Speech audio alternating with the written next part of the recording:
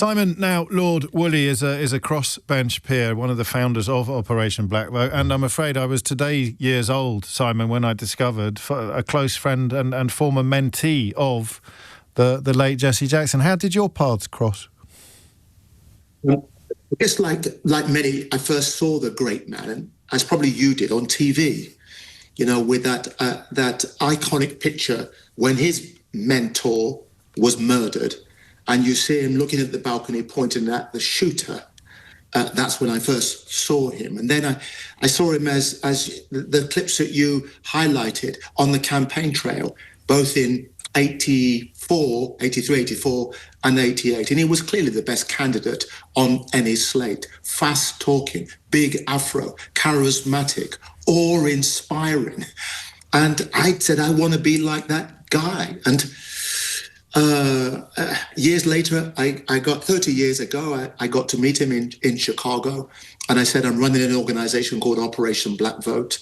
We model ourselves on Dr. King and your campaign to get people registered to vote. Will you come to the UK? He said, what's your name? I said, Simon Wooley. Brother Wooley, when do you want me there?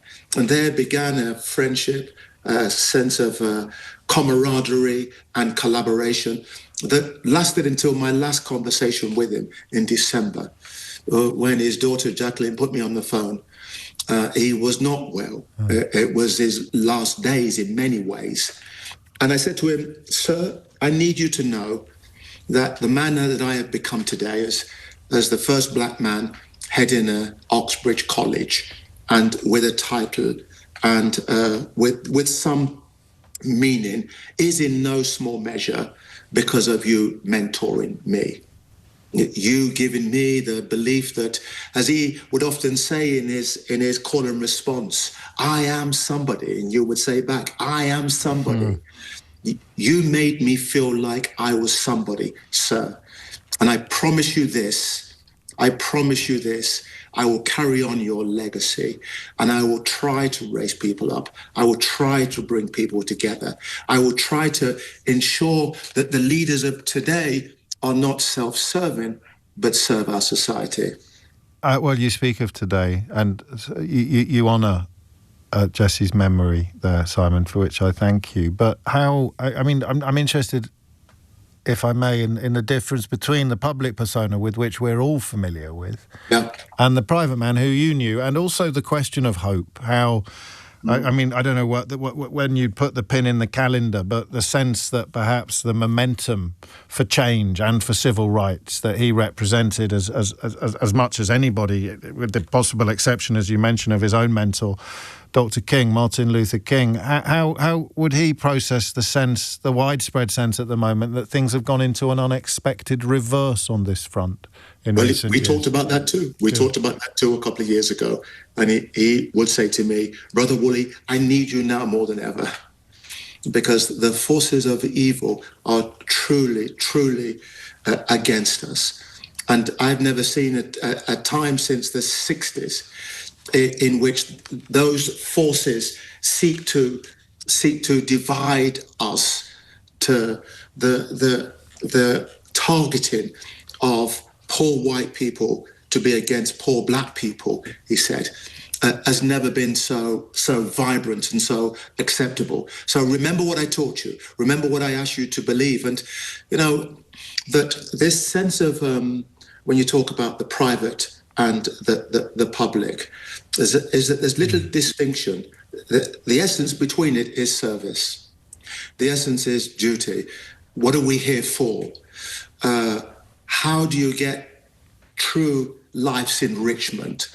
And I now tell students here at one of the best education academies in the world, look, I want you to have what I call the Willy Wonka ticket, the golden ticket. But as Jackson taught me, the only question is, what are you going to do with it? And we need a generation of leaders who are not hell-bent on filling their boots and being puffed up and entitled. You know about that. You've written about that. You've written about them. But we need a generation of leaders who literally want to serve and speak for those who are least able or least empowered. This is, to me, James, this is a very sorrowful day. Of course. Because I've lost a dear friend, I've lost my mentor, and yet it's also a joyous day because we're reminded about the things that are important in life, the things that are important in public duty. Because if you said in your introduction, we are now in a space in which people can talk in terms of abhorrent racism, and it is so normalized that we think, many young people may think, this is how it's always been, and it hasn't. That's beautifully put. I presume you bonded over sport a bit as well. I didn't realise he could have joined the Chicago White Sox, but decided instead to focus on his education. He was an athlete. He was what every young black man wanted to be.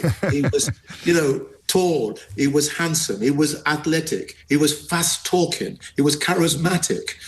And yet, of course, he knew that he was, like all of us, James, somewhat flawed. And yet he drew back to the essence of what he was meant to be, a warrior fighting against injustice, a campaigner to lift the spirits of the downtrodden.